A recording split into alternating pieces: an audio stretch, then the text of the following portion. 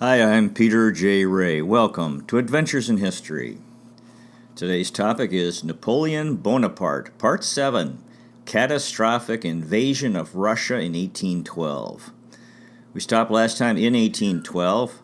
Napoleon's dictatorship had become ruthless. There was no toleration for criticism. There were 300,000 political prisoners without trial. Young French men were avoiding military service, and there was a forced draft which created resentment. French farmers needed their sons to work on the farms, but they were gone in the Grande Armée. There were large numbers of Germans in the French army. Napoleon was excited. He needed to push forward. And war was coming with Russia. Russia had pulled out of the trade embargo with Great Britain, and Napoleon decided to invade Russia to defeat them and hopefully to change the man on the throne of Russia or to gain control over Russia. In this coming catastrophic war for France and Napoleon, the Ottoman Empire remained neutral. Sweden was a French ally. The French army was the greatest in world history. Napoleon learned that in Russia that there were few flour mills, so how could he feed his men there? He waited until June to invade Russia, so there would be fodder for the horses in the army.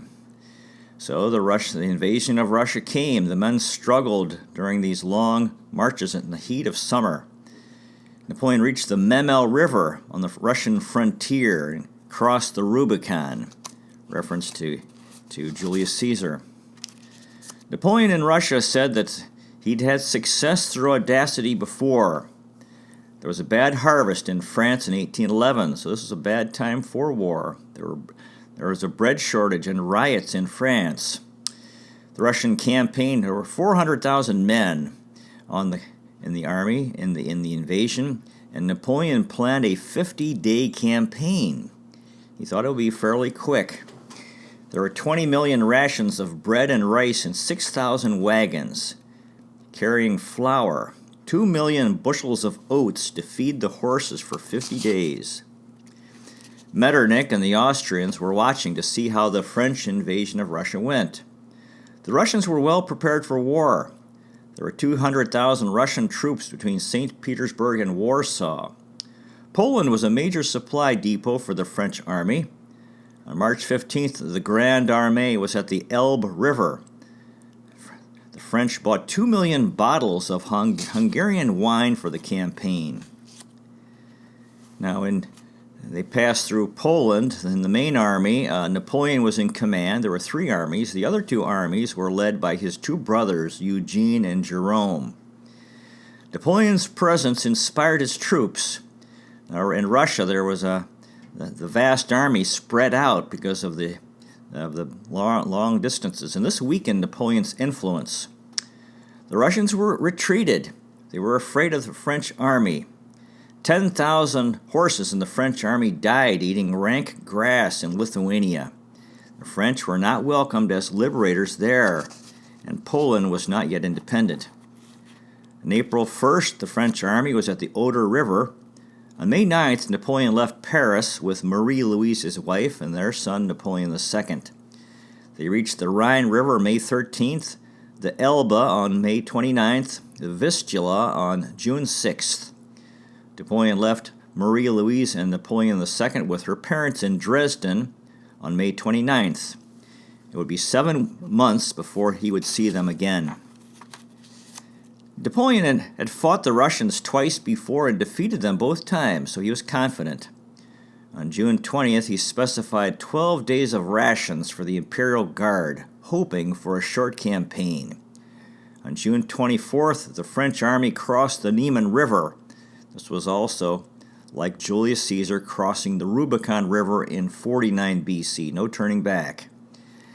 Now, another number, the French army was said to have 615,000 men.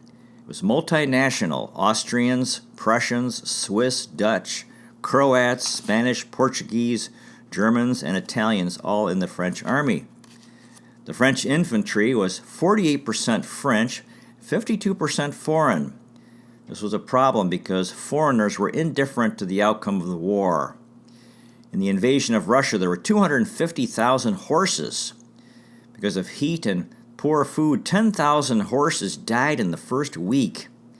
The men had 4 days of food in their packs, 20 days in wagons. Napoleon and the French army crossed the Niemen River June 24th, 1812. It took 5 days for the whole army to cross that river. The Russian strategy was to lure the French army deep into Russia and stretch their supply lines. On June 28th, Napoleon was in Vilnius, the capital of Lithuania, and he spent 10 days there. His brother Jerome allowed the Russian army under Bagration to escape at Bobruisk. This was a disaster because they could have won this campaign early, but he was a poor general. Another example of the mistake he made in appointing his brothers to positions of power. So Napoleon replaced his brother Jerome with Davout. Napoleon wrote a letter to the Tsar hoping to win him over. Again, another number, the French army in Russia was 550,000 men. Get different numbers. He asked a general, who was a Russian general who became a prisoner, he said, "Why are there so many churches in Russia?" And the answer was that the Russians were very pious. Napoleon's response was, quote, "Nobody is pious nowadays." Napoleon was nervous. Again, he relieved his brother Jerome for his poor performance early in the war. There wasn't enough food for the French army. No bread or vegetables, only meat. This resulted in dysentery among the men. The horses in the French army were eating thatch from the roofs and dying. There were no battles. The Bavarian leader in the French army, his corps was losing 900 men per day. 800 ahead were burning villages, and behind them was the stench of decomposing bodies. 1/3 of the French army was lost without any battles being fought due to disease and death. Napoleon wrote a letter to the librarian in Paris asking to send good novels. Time hung heavy in Russia on the French army as they approached Smolensk. Smolensk fell, but it was a heap of ruins. It had been set on fire. Napoleon was in bad shape. He was described as similar to William Shakespeare's character King Lear upon the heath. As they approached Borodino, the Russian general Kutuzov prepared to fight. And there was the Battle of Borodino, a very bloody battle, 70,000 dead and wounded, and the Russians withdrew. The Russians continued their retreat. They destroyed bridges, livestock, fodder, shelter, and grain, so there would be nothing for the French army to sustain itself. Eastern Poland and Byelorussia was very poor, and malnutrition was common in normal times. This meant there wasn't food for the French army. There was a lack of fresh water, food shortages. 1,000 horses died every day during the 175 days that the Grand Army was in Russia. Early on because of heat and dehydration, lack of food, later because of the severe cold. In July of 1812, the disease typhus hit the French army. There was a lack of water to wash clothes. In July, there were 80,000 French soldiers sick or dead. 140,000 French soldiers died of disease in 1812 in Russia. Stragglers from the French army pillaged, committed suicide.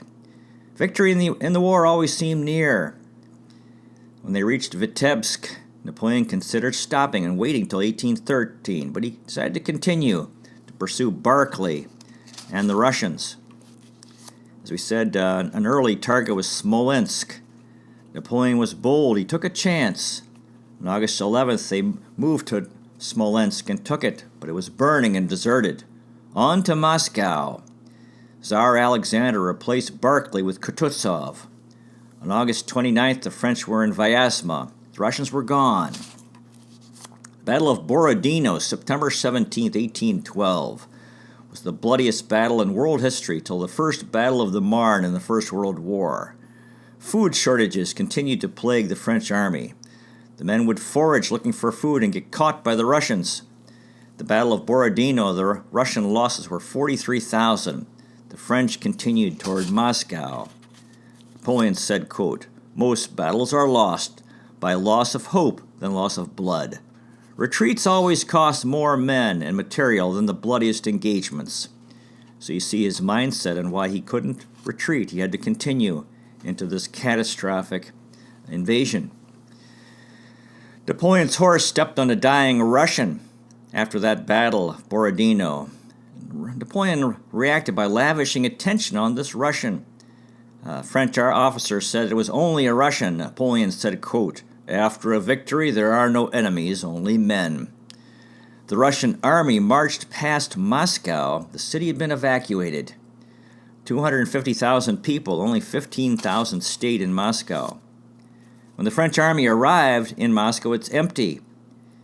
The first night there, Napoleon had trouble sleeping, and he woke up, Moscow was on fire. The Russians had laid fires. After the French arrival, Napoleon was agitated. He said the Russians are Scythians. The Kremlin was on fire where he was staying, and this was dangerous. He had to escape. It was a close call, going down a burning street. He had to go to Petrovsky Palace in a suburb and return after 4 days, and the fires had gone out. Again, Moscow was deserted when the French army, there was no deputation of nobles to greet them and offer bread and salt and surrender the keys. The French arrived in Moscow September 15th.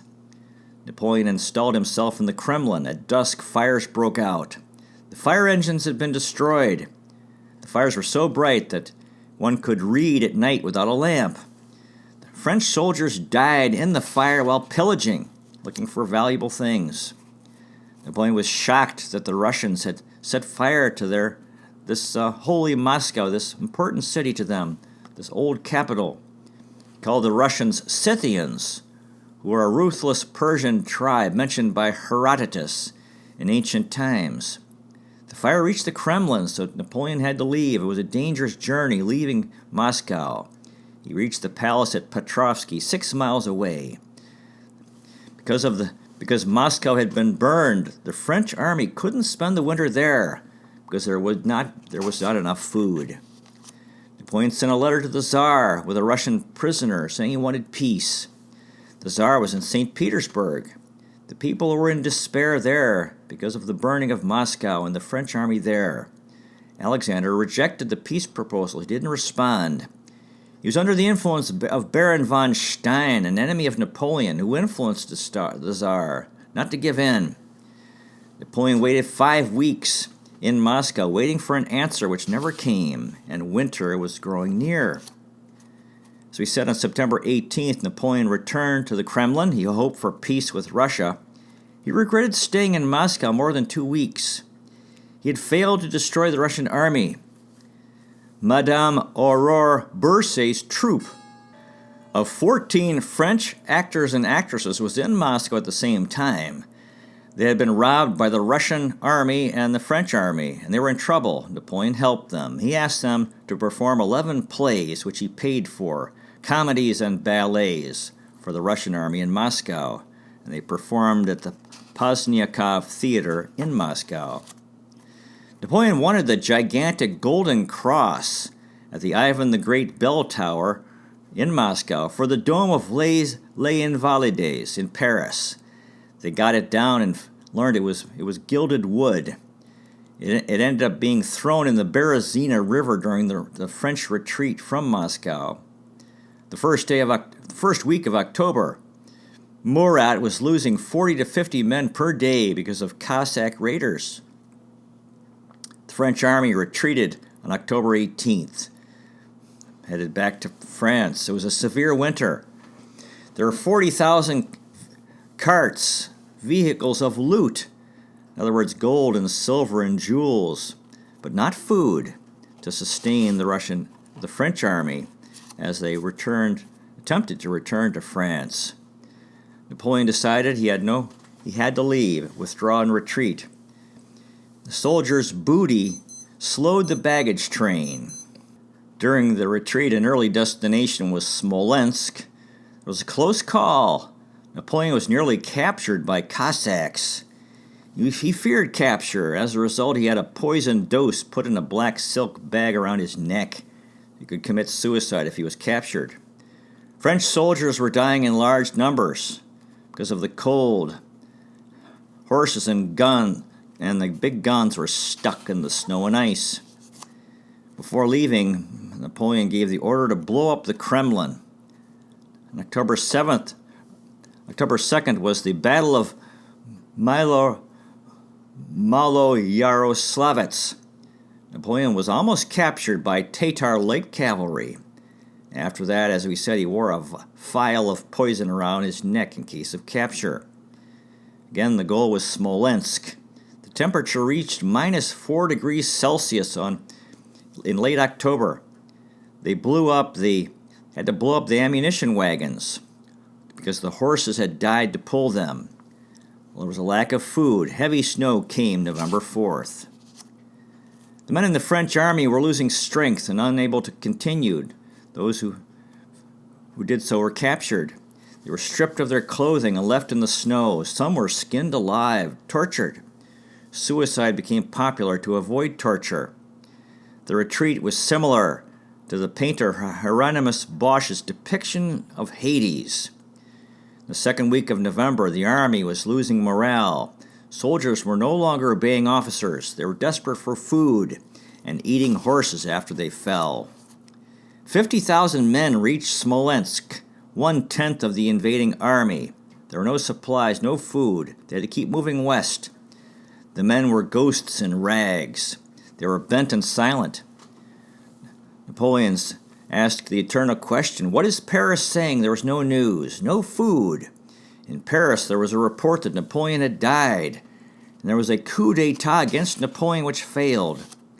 November 6th, the news reached Napoleon of the failed coup in Paris. November 7th, the temperature reached minus 30 degrees Celsius. The retreat slowed to a crawl. There was snow blindness and cannibalism. They reached Smolensk November 9th. The food in Smolensk was eaten in one day. Because of the severe cold, wounds became gangrenous. November 14th to 18th was the Battle of Krasnodar. 13,000 French soldiers were killed, and 26,000 captured. November 22nd, the first units of the armed rabble, formerly known as the Grande Armée, reached the 300-foot-wide Berezina River. The failed coup had declared a provisional government in Paris. Those involved included the National Guard militia and veteran generals. Napoleon was dismayed to learn about this failed coup, and he decided he needed to return to Paris instantly. As they approached the Berezina River, the bridge had been burned. The Russian army was on the other side. It was a very difficult situation. Napoleon dealt with it. The Russian army was lured downstream. 2 bridges were hastily built and the crossing took place. 25,000 men, stragglers, perished. Napoleon's life was in danger twice because of Cossack attacks. There was an assassination plot. Murat was given control with the rest of the army, only 9,000 men. Napoleon went in a sleigh with Daru and Caulaincourt back to Paris. Passing through Poland, they came near the Countess Marie Woluska's mansion. Napoleon wanted to stop and was persuaded not to because there was no army to protect them. They said, we have to continue, so he agreed to continue on their trip back to Paris.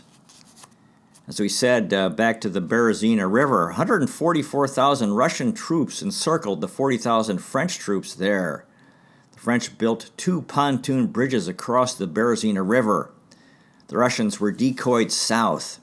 50,000 French soldiers crossed.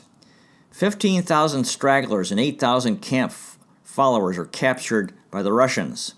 However, it was considered a miracle crossing, those who made it across. In Warsaw, Napoleon met 2 Polish noblemen. He was boastful and confident. He had courage. He signed loans for 6 million francs from these noblemen to continue the trip. In Germany, Napoleon was planning a new army. He planned to have peace with the Pope and with the Spanish. It took 9 days to travel from Warsaw to Paris. Only 2,000 men survived the Russian invasion after they started out with 500,000 men. So it was indeed a catastrophic invasion. As we said, on December 5th, Napoleon decided to return to Paris and leave the army under the command of Murat. Napoleon covered 1,300 miles in 13 days, traveling through Vilnius, Warsaw, Dresden, and Mainz. December 18th, Napoleon was in Paris. He lost 44 servants in Russia. He lost 524,000 men in Russia. The Grand Armée had been reduced to 25,000 men. Only 10,000 were ready for combat. After 1812, most of the troops in the French army were German. So Napoleon immediately planned to create a new army. This was the beginning of the growth of German nationalism. Napoleon said the Germans were honest and reasonable and patient. He wanted to reconcile with his brother Lucian. He thought he could make Lucian king of Tuscany. His mother Letizia was trying to create peace in the family and overcome the fighting, jealousy, and betrayal. Napoleon prepared for a new war with Russia, Prussia, and possibly Austria. He was building a new army, some as young as 15 years old. Other men would have been defeated and destroyed by this disaster, but not Napoleon, even though his power was, he never could recover from this disaster because he didn't have enough men to defend France. On January 7th, 1813, Sweden declared war on France. Now, but during that Russian campaign, there still is a cannon, a French cannon, from Napoleon's time in the Kremlin today. Napoleon wanted peace with the Pope. On February 13th, there was news that Austria had mobilized 100,000 men for a new war with the weakened France and the weakened Napoleon. His enemies knew he could be defeated. He didn't have enough men. He'd lost too many in Russia. Napoleon wanted to reconcile with the Pope, who was a captive in Fontainebleau. He told the Pope that he hoped to reestablish Roman Catholic Christianity in Germany, and he had a successful concordat with the Pope, peace with the Pope. This helped recruiting new Catholic soldiers. The desire for peace was widespread in Europe. Napoleon needed peace, but he craved war and new victories to overcome the shame of defeat in Russia. The enemies of Napoleon in France wanted to defeat the weakened Napoleon. He wanted to defeat the Russians. He wrote that he was kind, but needed not to show it. He had to have self-control. He blamed the severe winter for his defeat in Russia. The Russian defeat was a disaster for the French economy. Napoleon had to increase taxes. Prussia had reformed, imitating Napoleon, and had become stronger. Napoleon pushed forward toward more war that was coming. He was weary. Napoleon envied the poor peasant who, when he was old, could stay at home with his family. Napoleon always had to return to the field of campaign and war. He had been working himself to death for 20 years. He reviewed the new troops in Maine. He was able to raise 180,000 men. However, they were short of cavalry, equipment, and guns. It took 4 months for Napoleon to raise a new army of 150,000 men. On April 15th, 1813, Napoleon left Paris for the new campaign. He knew he needed a quick victory. At the Battle of Gros-Gorschen, the French were victorious, however, with heavy losses. Napoleon said, quote, "My eagles are victorious, but my star is setting." He was confident that he could defeat Russia and Prussia in a new war, but not if Austria joined them. Napoleon was in Dresden on May 8th. The city delegation came to welcome the French. Napoleon was angry because the city had aided the Allies and said, quote, "Still I am willing to overlook that." Austria was arming. Napoleon was worried. He left Dresden. On May 18th, Napoleon left Dresden. Some Prussian regiments were fighting France, had fought under Frederick the Great. And Napoleon said, quote, "Frederick isn't around anymore." The Battle of Bautzen was fought on May 20th. There were 21,000 French killed and wounded. The French lacked cavalry. Napoleon's closest friend, Gerard Durac, was killed, disemboweled by a cannonball. It was personally traumatic and politically devastating. There were French victories at Lutzen and Bautzen. Napoleon controlled Saxony and most of Silesia. A ceasefire was achieved June 4th. The Battle of Lutzen was a victory. Napoleon sent letters in all directions. He offered to trade Poland to Russia for Prussia. At the victory of Bautzen, his friend Marshal Durac was killed, and Napoleon was sad. He bought land and built a memorial to Durac in Silesia. In June, there was a 6 weeks truce.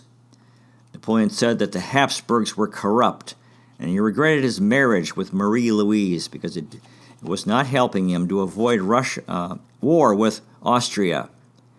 In Spain, the British in Wellington had defeated Joseph and the French, and southern France was open for a French invasion. Napoleon was furious with Jerome and the new army. He wrote a letter to Metternich, the Austrian diplomat. The French defeated the Prussians at Lutzen and the Russians at Bautzen.